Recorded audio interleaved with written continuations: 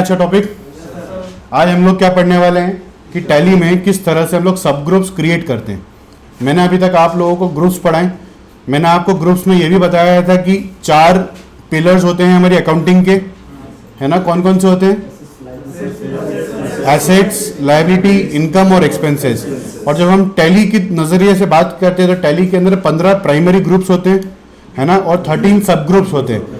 मैंने आपको पहले भी ये चीज बताई थी कि 15 प्राइमरी ग्रुप्स को हम कभी भी 14 नहीं कर सकते, कोई भी प्राइमरी ग्रुप को हम डिलीट नहीं कर सकते या एक्स्ट्रा क्रिएट नहीं कर सकते हम, है ना, बोलो, है ना। पर मैंने आपको ये चीज भी बताई थी कि हम सब ग्रुप जो है, सेकेंडरी ग्रुप जो हैं, वह हम 13 से 13 लाख भी बना सकते हैं, 13,000 भी बना सकते हैं, 13 को हम 10 भी कर सकते हैं, है ना, बोलो, ठीक है। तो आज जो हम लोग सीखने जा रहे हैं ना बच्चों, वो हम लोग सीखने जा रहे हैं कि सब ग्रुप्स कैसे क्रिएट करते हैं। प्राइमरी ग्रुप्स क्रिएट करना सिखा दिया था मैंने, है ना, बोलो। हाँ क्यों बोल रहे हो बेटा? सिखाया मैंने? नहीं सिखाए। तौबा तौबा, ऐसा गलत काम नहीं करते। हम लोग क्या सीखने वाले हैं बच्चों? सिर्फ सब ग्रुप्स कैसे क्रिएट करते हैं हम लोग वो सीखने वाले हैं, ठीक है बच्चों। तो सब ग्रुप्स क्रिएट करने का तरीका क्या होता है? सबसे पहले आप गेटवे ऑफ टैली पे जाओगे। मैंने आपको बताया था गेटवे ऑफ टैली से सारी चीजें होती है। गेटवे ऑफ टैली में जहां पर हम क्रिएट का बटन दबाते हैं, उसी क्रिएट के बटन के अंदर जहां पर हम लेजर सिलेक्ट करते थे, अब वहां पर हम लोग क्या सिलेक्ट करेंगे? ग्रुप सिलेक्ट करेंगे। और जिस तरह से हम लोग लेजर बनाते थे सेम वे में ग्रुप भी बनेगा, बस ग्रुप में कोई ओपनिंग बैलेंस नहीं जाएगा। ग्रुप का कोई ओपनिंग बैलेंस होता है क्या? नहीं, लेजर का होता है।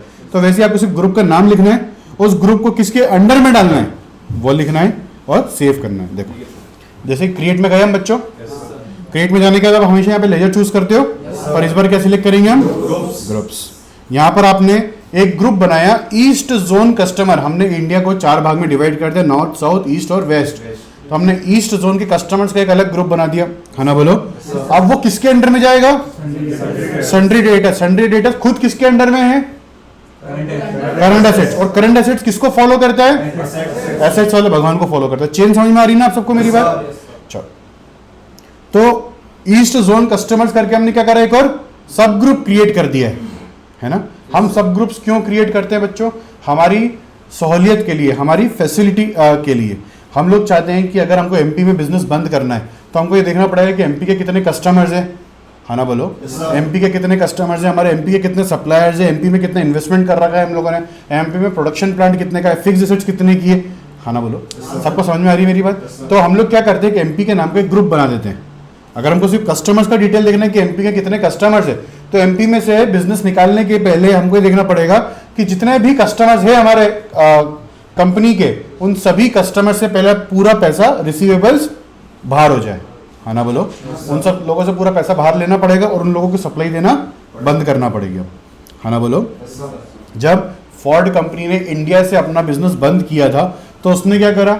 उसने पहले अपना जो सर्विस इंडस्ट्री थी, जो गाड़ियों की सर्विस रिपेयरिंग होती है, वो दूसरों को उन्होंने आगे कर दी कि भैया अब आप हमारी गाड़ियों की सर्विसिंग करा करो, हम आपको पार्ट्स दे दिया करेंगे, है ना। उनकी गाड़ियाँ जितनी भी थी उन सभी डीलर्स को उन्होंने, जो भी उनका सेटलमेंट था वो सेटलमेंट करा। उनका जितना भी प्रोडक्शन फैसिलिटी था, जितनी भी चीज़ें थी, उन सबको उन्होंने बाहर दूसरी जगह पे ट्रांसफर करवा लिया। अब मैंने XYZ कस्टमर बनाया। क्या बनाया? XYZ customer. तो XYZ कस्टमर कहाँ का है? ईस्ट जोन का है। कहाँ का है बच्चों? ईस्ट जोन का। तो मैं जब ये लेजर बना रहा हूँ XYZ कस्टमर का, तो इसको मैं किसके अंडर में रखूंगा? ईस्ट जोन के अंडर में रखूंगा। तो ईस्ट जोन किसके अंडर में था? सन्ड्री डेटर्स के अंडर में। सन्ड्री डेटर्स किसके अंडर में था? करंट एसेट्स के अंडर में था। देखो हर ग्रुप के नीचे उसके पिताजी का नाम आता है। जैसे ईस्ट जोन कस्टमर दिख रहा है, उसके जस्ट नीचे आपको सन्ड्री डेटर्स लिखा हुआ आ रहा है ब्रैकेट में। अगर आप सन्ड्री डेटर्स सिलेक्ट करते तो ब्रैकेट में करंट एसेट्स लिखा हुआ था, और जिसके अंडर में कुछ नहीं आ रहा है इसका मतलब वो प्राइमरी ग्रुप है। समझ में आया मेरी बात? इस तरह से आप पहचान कर सकते हो कि कौन सा प्राइमरी और कौन सा सेकेंडरी ग्रुप है या सब ग्रुप है ना, बोलो। कोई दिक्कत? इस तरह से हम लोग हमारे सब ग्रुप्स क्रिएट करते हैं बच्चों। अब हम लोग सब ग्रुप्स को कैसे ऑल्टर, मतलब होता है एडिट करना, है ना, कैसे एडिट करना है और कैसे डिलीट करना है, ठीक है। तो सिंपल सा गणित है कि हमको कुछ भी ऑल्ट्रेशन या डिलीट करना होता है तो हम कहाँ पे जाते हैं? ऑल्टर वाले विंडो पे जाते हैं। उसमें जाने के बाद हम लोग किसको सिलेक्ट करेंगे बच्चों? ग्रुप्स को सिलेक्ट करते हैं, ठीक है। उसके बाद में कौन से ग्रुप को ऑल्टर करना है या डिलीट करना है वो आपके हाथ में। आपने वहाँ पे ग्रुप सिलेक्ट कर लिया ईस्ट जोन कस्टमर। अब आप जो भी चाहो यहाँ पर ले सकते हो। आप समझ लो ईस्ट जोन कस्टमर्स को कस्टमर्स बनाना चाहते हो, एस लगाना चाहते हो आखिरी में, या कुछ और चेंज करना चाहते हो, वो आपके हाथ में।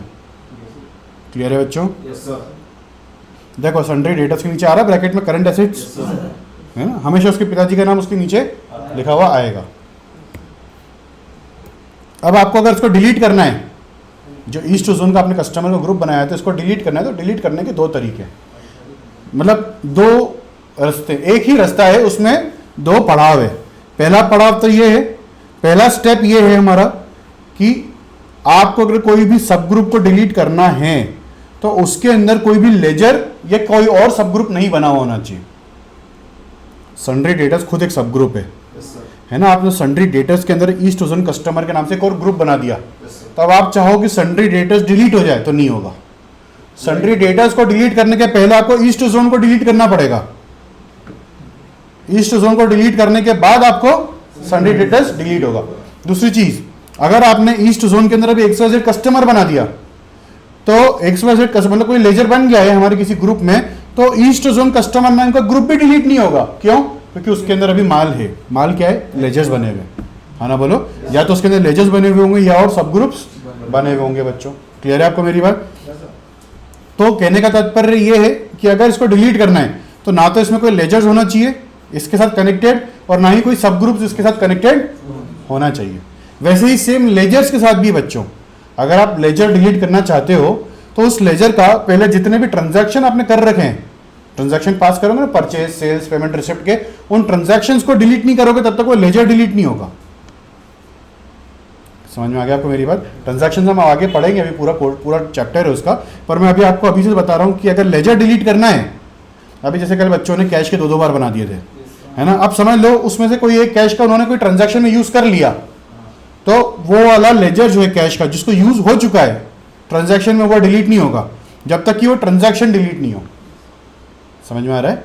तो यहां पर अगर हमको सब ग्रुप को डिलीट करना है तो क्या होना चाहिए? पहला, ना तो उसमें कोई सब ग्रुप और क्रिएटेड होना चाहिए और ना ही इसमें कोई लेजर क्रिएटेड होना चाहिए बच्चों। ठीक है?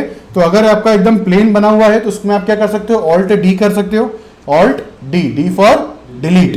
क्लियर है बच्चों? जिसे आपने ऑल्ट डी किया तो देखो यहाँ पर डिलीट का डायलॉग बॉक्स ओपन होकर आता है ना, इसको आपको बस एंटर करना है। यस के लिए वाई नहीं दबाना है, यहां पर यस मतलब एंटर। ठीक है बच्चों? ये हो गया हमारा सिंगल किस तरह से हम लोग सब ग्रुप्स क्रिएट करते हैं। एंटर दबाओगे तो ही होगा ना, तो भी हो जाएगा, वाई दबाओगे तो भी हो जाएगा, दोनों से हो जाएगा।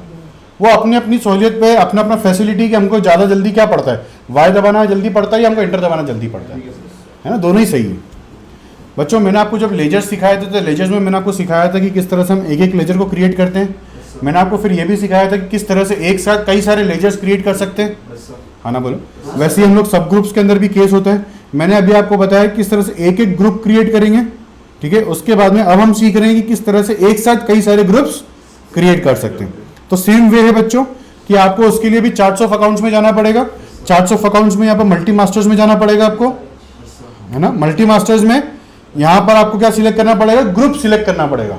आपको ऑप्शन आएगा ग्रुप करना है या लेजर करना है ना। तो आपको यहाँ पे ग्रुप सिलेक्ट करना पड़ेगा। तो ग्रुप्स के बाद में आपको यहाँ पर पूछा जाएगा मल्टी क्रिएट करना है, मल्टीपल ऑल्टर करना है। समझ में आ गया सबको मेरी बात? तो अभी यहाँ पर सबसे पहले आपको मेन ग्रुप सिलेक्ट करना है। कौन सा ग्रुप सिलेक्ट करना है? अभी हम कौन सी स्क्रीन पर है बच्चों? मल्टी ग्रुप क्रिएशन पे। अभी तक जो आपने सीखा है वो मल्टी लेजर क्रिएशन था। इसके पहले यहाँ पे अगर कंफ्यूजन हो कि हम कहाँ कौन सी स्क्रीन पर है तो ऊपर नाम लिखा हुआ आता ही है, मल्टी ग्रुप क्रिएशन या मल्टी लेजर क्रिएशन। तो अभी क्या नाम आ रहा है? Multi group creation. ठीक है। तो यहाँ पर सबसे पहले मैंने एक सन्ड्री डेटर्स का एक मेन ग्रुप सिलेक्ट कर लिया। मतलब मुझे अपने कस्टमर्स का लिस्ट बनाना है, कस्टमर्स की ग्रुप बनाने हैं, है ना। बोलो देखो मैंने क्या करा, डेली डेटर्स का नाम से ग्रुप बना लिया। क्या वो मेरे कस्टमर हैं? है ना। बोलो इंदौर डेटर्स, क्या वो मेरे कस्टमर हैं? भोपाल कस्टमर्स है मेरे। नॉर्थ जोन डेटर्स क्या मेरे कस्टमर्स है? वेस्ट जोन कस्टमर्स क्या मेरे कस्टमर है? साउथ जोन कस्टमर क्या मेरे कस्टमर है? जिसको नहीं पता वो बता दूं, डेटर्स मतलब होता है कस्टमर, डेटर मतलब कस्टमर। क्लियर है? तो ये सब कस्टमर्स है किसके अंडर में जा रहे हैं? सन्ड्री डेटर्स के अंडर में जा रहे हैं। समझ में आ रहा है? तो ये हम क्या कर रहे हैं? कई सारे सब ग्रुप्स क्रिएट कर रहे हैं बच्चों। है ना, इन सबको इंटरेक्ट करके आप सेव कर सकते हो।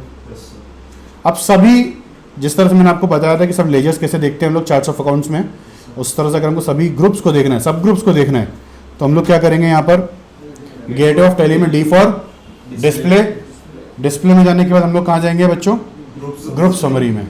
तो ये ग्रुप्स का समरी आ जाएगा आपके पास में कि कौन से ग्रुप को, मतलब भोपाल कस्टमर से कितना व्यापार हुआ है अभी तक, 65,000 का। दिल्ली कस्टमर से कितना व्यापार हुआ है, 54,000 का।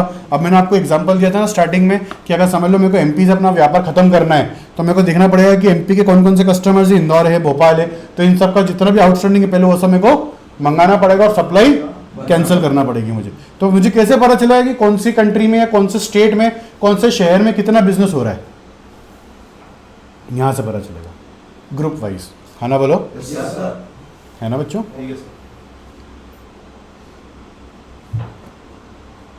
आपने फिर मैंने आपको बताया था कोई भी रिपोर्ट देखते तो ऑल्ट F1 करने की आदत डालना है ना, सिवाय ट्रायल बैलेंस में। ट्रायल बैलेंस में हम लोग जनरली F5 करते हैं लेजर वाइज के लिए, है ना। देखो यहाँ पर भी ग्रुप वाइज को आपने अगर ऑल्ट F1 करा, ऑल्ट F1 किस लिए होता है, डिटेल में देखने के लिए। किसी भी रिपोर्ट को अगर डिटेल में खोलना है तो हमको क्या प्रेस करना पड़ेगा, ऑल्ट प्लस F1। तो यहाँ पर भोपाल कस्टमर्स के अंडर में देखो 2 कस्टमर बनाए हुए थे मैंने, एक भोपाल कस्टमर और एक कस्टमर 1। दिल्ली कस्टमर्स के अंदर मैंने 2 कस्टमर बनाए हुए थे, ईस्ट जोन के अंदर भी मैंने 2 बनाए हैं, इंदौर डेटास के अंदर भी मैंने 2 बनाए हैं, हाँ ना बोलो। एक कस्टमर कभी भी 2 ग्रुप में नहीं आएगा, एक ही ग्रुप में आएगा, वो उसका एक ही सरनेम होगा, एक आदमी का एक ही सरनेम होगा। वैसे एक अकाउंट का, एक लेजर का एक ही सरनेम हो सकता है, सरनेम मतलब ग्रुप, हाँ ना बोलो। जैसे मैंने एक्सिस बैंक से लोन लिया, अगर मैंने एक्सिस बैंक से लोन लिया है तो एक्सिस बैंक का जो लोन अकाउंट है उसको मैं 2 चीजों में डाल सकता हूं, एक तो लोन्स इन लायबिलिटी में डाल दूं या फिर मैं सिक्योर्ड लोन्स में डाल दूं, दोनों ही सही है। परंतु अगर मैं सिक्योर्ड लोन्स में डालूंगा तो मुझे पता चल जाएगा कि मैंने कितने लोन लिए हैं सिक्योरिटी देकर और कितने लोन दिए विदाउट सिक्योरिटी देकर। तो अगर मेरे पास में पैसा का क्रंच आ गया या पैसे की कमी हो गई है तो मैं सबसे पहला पैसा किसके लिए बचाऊंगा, सिक्योर्ड लोन्स के लिए या अनसिक्योर्ड लोन्स के लिए, सिक्योर्ड के लिए ना, क्योंकि वहां पर सिक्योरिटी दी है। अगर मैंने लोन पे टाइम पे नहीं करा तो मेरी सिक्योरिटी चली जाएगी। तो ये डिफरेंशिएशन कैसे करोगे आप, ये डिफरेंशिएशन कर पाओगे आप लोग सब ग्रुप्स की मदद से। मैं भी बोल रहा हूं, अगर आप लोन्स इन लायबिलिटी डालोगे तो भी सही है और सिक्योर्ड लोन्स में डालोगे तो भी सही है, परंतु हमारी रिपोर्ट जो है आखिरी में जो हमको रिपोर्टिंग चाहिए वो हमको सही से सटीक तरह से नहीं मिल पाएगी, है ना। ये तो सिर्फ हमारी टीवी न्यूज चैनल्स पे होता है कि एक साइड से आलू डालोगे दूसरी साइड से सोना निकलेगा, एक साइड से आलू डालोगे तो उधर से चिप्स निकलेगी, समझ में आ रहा है आपको मेरे। जैसा इनपुट डालोगे वैसे ही आउटपुट, वैसी ही रिपोर्टिंग आपको मिलेगा। और टैली में हम लोग अकाउंटिंग करने नहीं बैठे, हम टैली के अंदर रिपोर्टिंग करने बैठे। हम टैली के अंदर 250 से ज़्यादा रिपोर्ट्स होती है, हम उन रिपोर्ट्स को स्टडी करने बैठे जिसकी वजह से हम एक प्रॉपर फाइनेंशियल डिसीजन ले पाए, हाँ ना बोलो, है ना। उसके लिए ज़रूरी क्या है कि टैली में हम सही से सभी चीज़ों का इनपुट डालें। क्लियर है बच्चों। लेजर क्रिएशन वाला टॉपिक हमारा हो चुका है बच्चों, है ना। आज हमारा सब ग्रुप क्रिएशन कंप्लीट होता है। सबको क्लियर है, समझ में आ गया सबको।